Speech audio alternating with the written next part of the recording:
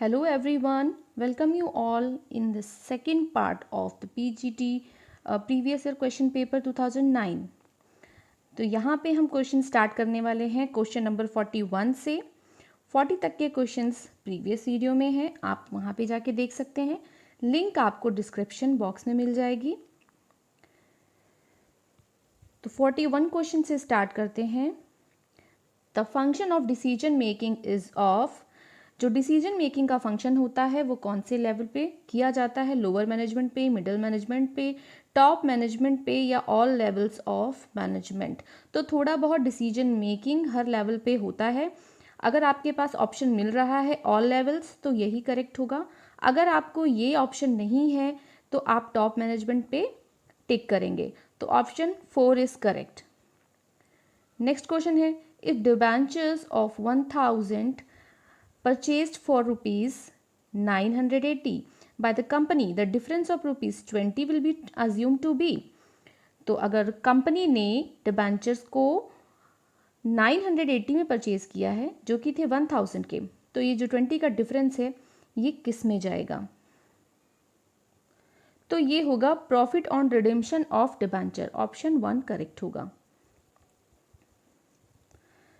Next question है, if a firm takes into account advance received from a customer as income, it violates which of the following concepts. अगर एक company जो advance receive हुआ है उसको क्या consider करती है? एज इनकम कंसिडर कर लेती है। तो ये कौन से कॉन्सेप्ट का वायलेशन है? मनी मेजरमेंट का concept, cost concept, realisation concept या सेपरेट एंटिटी कॉन्सेप्ट? तो इसका करेक्ट आंसर है रियलाइजेशन कॉन्सेप्ट, ऑप्शन 3। इस कॉन्सेप्ट का मीनिंग होता है कि कोई भी प्रोडक्ट जब तक डिलीवर नहीं हो जाता हम उसको रिवेन्यू कंसिडर नहीं करते हैं। नेक्स्ट क्वेश्चन है, management accounting relates to, management accounting किससे रिलेटेड है? Presentation of accounting data, recording of costing data, recording of costing, यहाँ अकाउंटिंग डाटा होगा एक ऑप्शन में, अकाउंटिंग डाटा एंड या फिर ऑल ऑफ दीज। तो प्रेजेंटेशन ऑफ अकाउंटिंग डाटा होता है इसका करेक्ट आंसर, ऑप्शन 1 है। नेक्स्ट क्वेश्चन है, which one of the following statement is wrong. इनमें से कौन सी स्टेटमेंट आपको बतानी है कि कौन सी स्टेटमेंट रॉन्ग है? Control is a backward looking activity, control is concern with coordination, control is a forward looking activity, control and planning are independent of each other. तो इसमें बाकी सारे ऑप्शन करेक्ट हैं। कंट्रोल एंड प्लानिंग इंडिपेंडेंट नहीं है एक दूसरे से, बिकॉज ये साथ साथ चलते हैं, तो ऑप्शन 4 इसका करेक्ट होगा। नेक्स्ट क्वेश्चन है, the principle of unity of command implies. Unity of command का क्या मीनिंग होता है? Unity of thought and action, unity among subordinates, instruction from staff authority या इंस्ट्रक्शंस फ्रॉम लाइन अथॉरिटी? तो इसका करेक्ट आंसर है instructions from line authority, option 4। यानी कि आपको लाइन्स अथॉरिटी से इंस्ट्रक्शंस मिल रहे हैं। नेक्स्ट क्वेश्चन है, इनकम रिसीव्ड इन इंडिया और deemed to be received in India is taxable in the hands of. ऐसी इनकम जो इंडिया में रिसीव हो रही है या रिसीव होने वाली है वो किसके लिए टैक्सेबल होगी? इनमें से all assessees, residents, not ordinarily residents या नॉन रेसिडेंट्स? तो इसका करेक्ट ऑप्शन है ऑप्शन 1, ये सभी के लिए टैक्सेबल होगी चाहे वो रेसिडेंट हो या ना हो। नेक्स्ट क्वेश्चन है, a manager who works with the help of rules and regulations is called. एक मैनेजर जो रूल्स और रेगुलेशंस के साथ वर्क करता है उसे क्या कहते हैं? तो उसे कहते हैं ब्यूरोक्रेटिक लीडर, ऑप्शन 3 इसका करेक्ट होगा। नेक्स्ट है, time reversal test is satisfied if. Time reversal test satisfied कब होगा? तो ये सेटिस्फाइड होता है, ये वाला ऑप्शन इसका करेक्ट होना चाहिए, बट यहाँ पे इक्वल होता है। आपको ये ध्यान रखना है कि यहाँ पे साइन जो है ये गलत लगा है, इक्वल होना चाहिए, तो ऑप्शन 4 करेक्ट है, अदरवाइज कोई भी ऑप्शन करेक्ट नहीं है। नेक्स्ट क्वेश्चन है, doctrine of indoor management means that.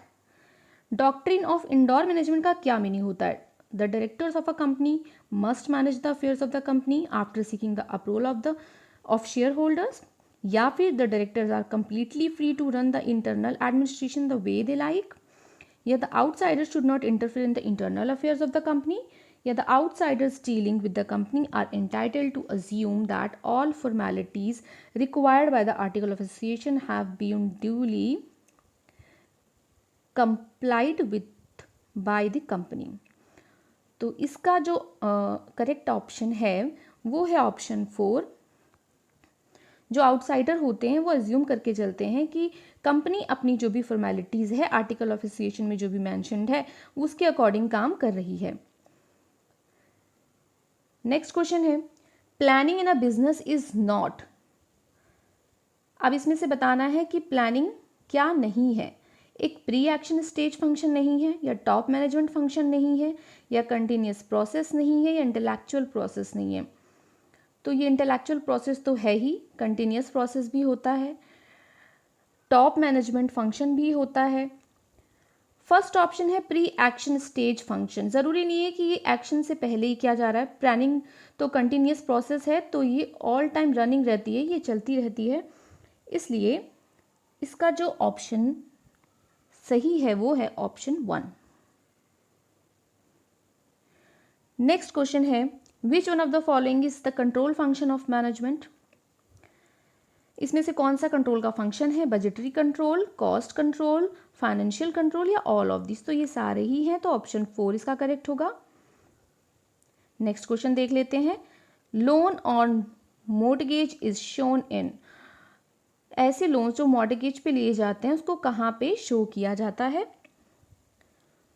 Liability side of balance sheet, asset side of balance sheet, debit side of profit and loss account, या credit side of profit and loss account. तो इसको liability side of balance sheet में show किया जाता है, तो option 1 इसका correct होगा। नेक्स्ट क्वेश्चन है if two regression coefficient are -0.8 and -0.2 then the value of correlation coefficient r is. तो आपको इसकी वैल्यू बतानी है कि आर की वैल्यू क्या होगी। तो आर निकालने के लिए हमें दोनों को मल्टीप्लाई करके इनका रूट निकालना होगा। तो -0.8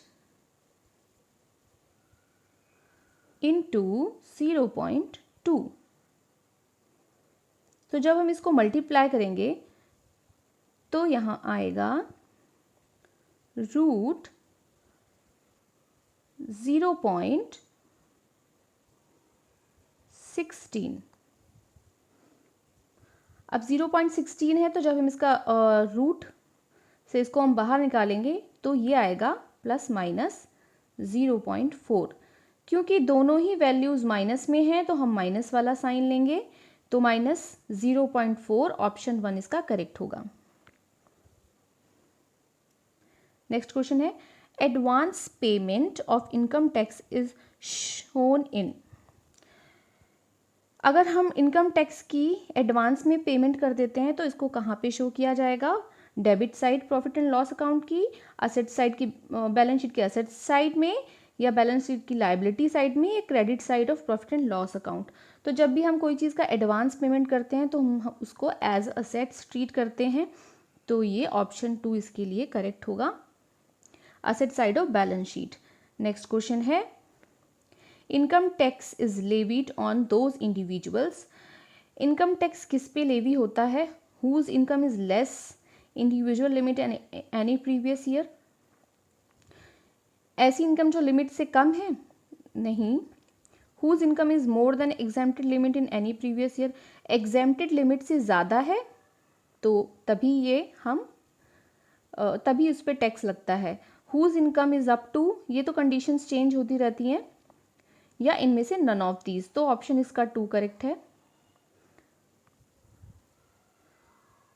नेक्स्ट क्वेश्चन है विच रिलेशन में be correct in mode, mean and median. Mode, mean and median में कौन सा रिलेशन करेक्ट है? करेक्ट है नहीं, करेक्ट हो सकता है, क्योंकि लिखा है मे बी करेक्ट, क्योंकि इसमें से कई कंडीशन हैं जो करेक्ट हो सकती हैं। तो ऐसी कंडीशन में या तो तीनों इक्वल हो सकते हैं, जो इसमें नहीं है। ये वाला फॉर्मूला भी रॉन्ग है, यहाँ पे मोड होता है और यहाँ पे मीडियन होता है, उसके साथ में यहाँ पे 2 मल्टीप्लाइड होता है, तो ये वाला ऑप्शन तो गलत है। और अगर ऐसी सिचुएशन आती है कि ये सारे एक ऑर्डर में हैं, तो मीडियन हमेशा सेंटर में हो सकता है, तो ऑप्शन 1 ही इसका करेक्ट हो सकता है, और कोई ऑप्शन करेक्ट नहीं हो सकता, क्योंकि जब ये होता है राइट स्क्यू, इसमें यहाँ पे मोड होता है, यहाँ पे मीडियन होता है और यहाँ पे मीन होता है। और अगर ये लेफ्ट स्क्यूड होता है तो इसका अपोजिट हो जाता है। तो इस तरह से जो ऑप्शन करेक्ट होगा वो ऑप्शन 1 करेक्ट होना चाहिए। नेक्स्ट क्वेश्चन है, if cash is ₹10,000, stock is 25,000, debtor is 5,000, creditor is 22,000 and bank overdraft is 8,000, then current ratio will be. आपको करंट रेशियो बतानी है। करंट रेशियो क्या होती है? Current assets upon current liabilities. तो हम ऊपर करंट असेट्स को ऐड कर देंगे, नीचे करंट लायबिलिटीज को ऐड कर देंगे। कैश क्या है? करंट असेट्स है, तो यहाँ पे ये ऊपर चला जाएगा, प्लस स्टॉक भी एक असेट्स है तो ये भी ऊपर चला जाएगा। डेटर्स भी असेट्स है, तो मैं इसको यहाँ लिख देती हूँ, आप समझ लेना कि इसी के साथ में ऐड हो रहा है। क्रेडिटर्स नीचे आएंगे क्योंकि ये करंट लायबिलिटीज़ है, and bank overdraft is also current liabilities, तो वो भी यहाँ पे ऐड होगा। तो जब हम इसको ऐड करेंगे 10,000 25,000, ये हो जाएगा 35,000 और प्लस 5,000 40,000। ठीक है, तो ऊपर हमें क्या मिल रहा है? 40,000 और नीचे 22,000 प्लस 8,000 क्या हो जाएगा? 30,000। तो जो रेशियो आने वाला है ये 0 इससे कैंसिल हो जाएगा, 4:3। इट मीन्स ऑप्शन 2 इसका करेक्ट है, 4:3। नेक्स्ट क्वेश्चन है, which of the following can not be calculated by graphical method. इसमें से क्या है जो एक ग्राफिकल मैथड से कैलकुलेट नहीं किया जा सकता है? मीन, मीडियन, मोड या फिर क्वार्टाइल। तो ये सारी पोजिशनल वैल्यू होती हैं, मोड, मीडियन, क्वार्टाइल। ठीक है, ये सारी क्या होती हैं? पोजिशनल होती हैं। लेकिन मीन के लिए तो हमें सारी ही नंबर्स को लेना पड़ता है और उनको ऐड करके, उनको कैलकुलेट करके उनसे मीन निकलता है। तो इसका ऑप्शन 1 करेक्ट होगा, क्योंकि इसमें सारी ही चीज़ों को ऐड करना पड़ता है, आप इसको ग्राफिकली कैलकुलेट नहीं कर सकते। नेक्स्ट है, if opening stock is 50,000, closing stock is 60,000 and cost of goods sold is 2,20,000, then the stock turnover ratio will be. आपको यहाँ पे स्टॉक टर्नओवर रेशियो बताना है, जहाँ पे ओपनिंग स्टॉक गिवन है, क्लोजिंग स्टॉक गिवन है and cost of goods sold given है। तो कॉस्ट ऑफ गुड्स सोल्ड का स्टॉक टर्नओवर का फॉर्मूला होता है, ऊपर होता है कॉस्ट ऑफ गुड्स सोल्ड और नीचे होता है एवरेज इन्वेंट्री या फिर स्टॉक। ठीक है, तो पहले हम एवरेज स्टॉक निकाल लेते हैं। एवरेज स्टॉक क्या होगा? 60,000 प्लस 50,000, यानी opening stock plus closing stock divided by 2, यानी कि 50,000 प्लस 60,000, ये आ जाएगा 1,10,000। और जब हम इसको 2 से डिवाइड कर देंगे तो आंसर आएगा 55,000। तो ये अभी आंसर नहीं आया है, ये है एवरेज स्टॉक या एवरेज इन्वेंट्री। इससे हमें स्टॉक टर्नओवर निकालना है, तो ऊपर हमें रखना होगा cost of goods sold. Cost of goods sold कितना है? 2,20,000 अपॉन 50,000, ये इससे कैंसिल हो जाएगा। इसको भी आप सॉल्व कर लीजिए, तो यहाँ पे आएगा 4। It means 4 times. ऑप्शन 3 इसका करेक्ट होगा। नेक्स्ट क्वेश्चन है difference of upper and lower limits of a class is called. किसी भी क्लास का एक अपर लिमिट होता है, एक लोअर लिमिट होता है, जैसे कि हम ऐसे लिखते हैं ना 30 to 35। तो इनके डिफरेंस को क्या कहते हैं? जैसे कि इसका डिफरेंस क्या है, 5 है, तो इसका डिफरेंस कहलाता है magnitude of class interval. Option 2 इसका करेक्ट है। नेक्स्ट क्वेश्चन है the formula for rank correlation coefficient is. Rank correlation coefficient का फॉर्मूला कौन सा है इसमें से? तो इसका फॉर्मूला 2 है। Option 2 is correct. Next question है कोरिलेशन कोफिशिएंट इज ऑलवेज। क्या होता है? हमेशा मोर देन 1 होता है, लेस देन -1 होता है, या -1 और +1 के बीच में होता है, या मोर देन 0 होता है? तो हमेशा -1 और +1 के बीच में ही होता है। तो ऑप्शन 3 इसका करेक्ट है। नेक्स्ट क्वेश्चन है if A and B are two independent events in a sample space then P A and B is equal to. तो पी ए एंड बी को हम शो करते हैं P A into P B. तो option 4 इसका correct होगा। Next है owners equity is decreased by. Owner equity कैसे डिक्रीज होगी? Issue of bonus share, redemption of debenture, redemption of preferences, purchase of building. तो बिल्डिंग परचेज करेंगे तो इससे तो इक्विटी पे कोई डिफरेंस नहीं पड़ना चाहिए। बोनस शेयर्स करेंगे तो इक्विटी इंक्रीज होगी, डिबेंचर करेंगे तब भी इक्विटी इंक्रीज होगी, रिडेम्पशन करेंगे शेयर्स का तब हमारी इक्विटी कम हो जाएगी। तो ये ऑप्शन 3 इसका करेक्ट है।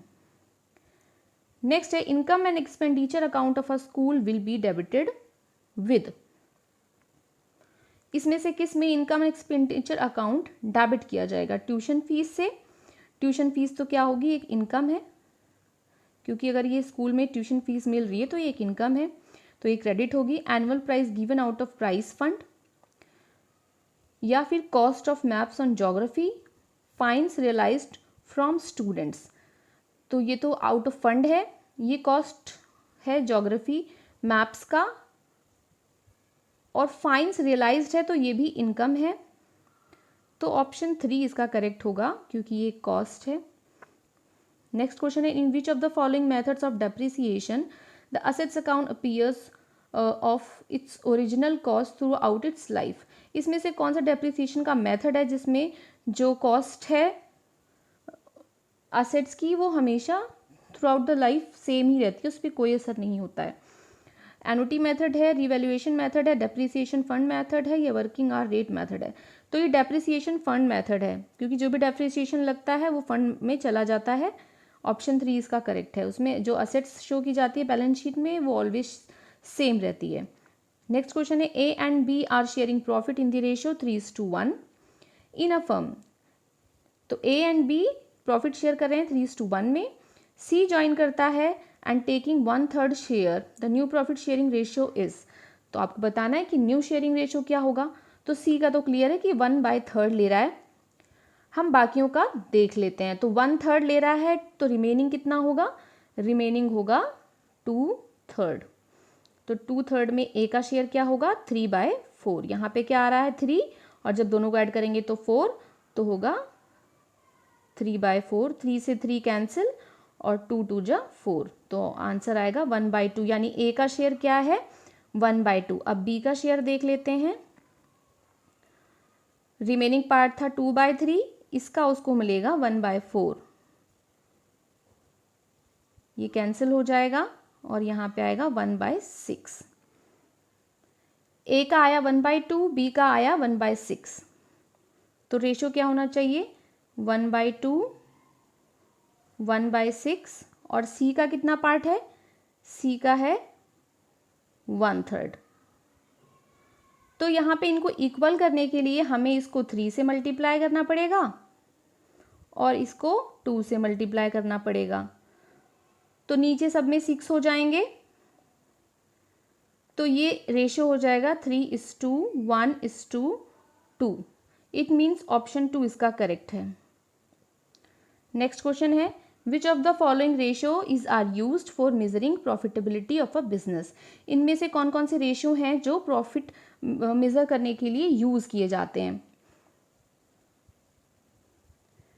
तो देख लेते हैं कौन कौन से। एसिड टेस्ट रेशियो, ये तो असेट्स और लायबिलिटीज का रेशियो होता है, क्विक रेशियो होता है। रिटर्न ऑन इन्वेस्टमेंट, यस ये होता है।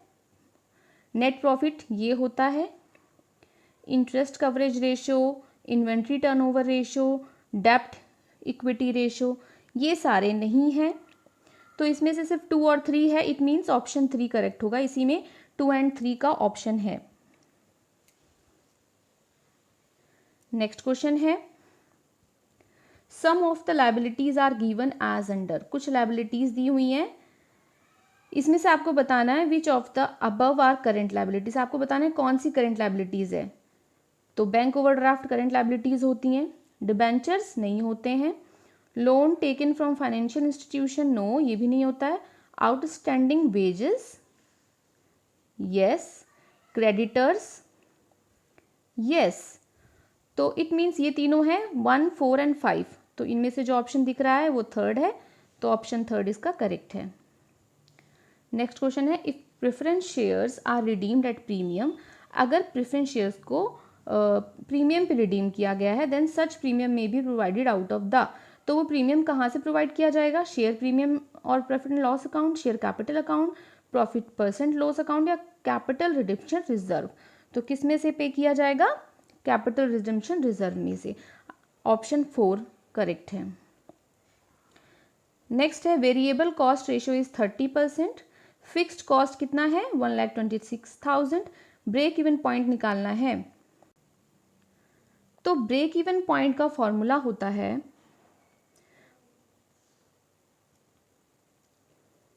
Fixed cost upon sales minus variable cost. तो फिक्स्ड कॉस्ट यहाँ पे दी हुई है 1,26,000 और यहाँ पे हमें वेरिएबल कॉस्ट दिया हुआ है 30%। तो सेल को 100% मान के चलेंगे, तो सेल मान लिया 100 माइनस 30। तो इसको जब हम माइनस करेंगे तो आ जाएगा 70।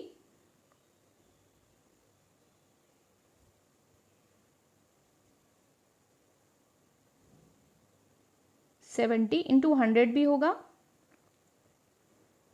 तो इसको सॉल्व करना है। 0 से 0 कैंसिल हो जाएगा।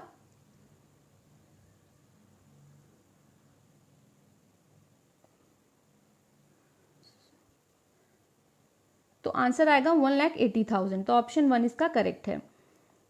नेक्स्ट है, which method of costing is used in hospital. Hospital में कौन से कॉस्टिंग यूज की जाती है? कॉस्टिंग का कौन सा मेथड यूज किया जाता है? Operating costing, unit costing, job costing या ग्रुप कॉस्टिंग? तो हॉस्पिटल्स में ऑपरेटिंग कॉस्टिंग यूज की जाती है। ऑप्शन 1 करेक्ट है। नेक्स्ट है, cost plus contract is used to. Cost plus contract किस लिए यूज किया जाता है? कॉन्ट्रैक्टर के लिए, कॉन्ट्रैक्टी के लिए, बोथ ऑफ देम। यूजफुल किसके लिए? यूजफुल है, नन ऑफ देम। तो ये दोनों के लिए ही यूजफुल है। ऑप्शन 3 इसका करेक्ट है। नेक्स्ट क्वेश्चन है, administration and management overheads are recovered as a percentage of.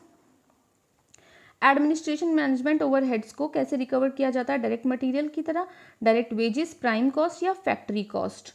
तो इसको लिया जाता है फैक्ट्री कॉस्ट में। ऑप्शन 4 करेक्ट है। नेक्स्ट क्वेश्चन है, the distinction between management and administration is confusing. ये स्टेटमेंट किसने कहा है? तो ये स्टेटमेंट है फायोल का। Option 2 is correct. Next question है, according to George R Terry the types of planning are. George R Terry के अकॉर्डिंग प्लानिंग कितने टाइप्स की होती है?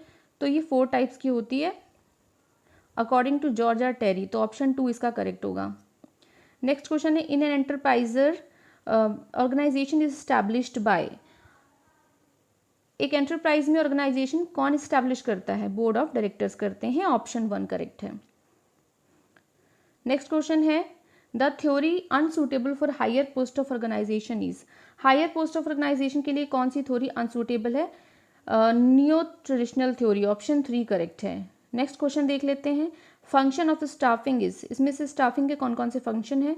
रिक्रूटमेंट, ट्रेनिंग, प्लेसमेंट या परफॉर्म ऑल दीज फंक्शंस। तो ये सारे ही फंक्शंस को परफॉर्म करते हैं, तो ऑप्शन 4 इसका करेक्ट है। आज हम इस वीडियो में 80 तक ही क्वेश्चन करेंगे, इसके बाद के जो भी क्वेश्चंस हैं वो हम नेक्स्ट वीडियो में करेंगे, नेक्स्ट और उसके जो फाइनल पार्ट होगा उसमें करेंगे। अगर किसी भी क्वेश्चन में आपको कुछ लगता है कि आंसर गलत है तो आप विद एक्सप्लेनेशन कमेंट बॉक्स में सही करेक्ट आंसर बता सकते हो, मैं आपका कमेंट पिन कर दूंगी। Thanks for watching.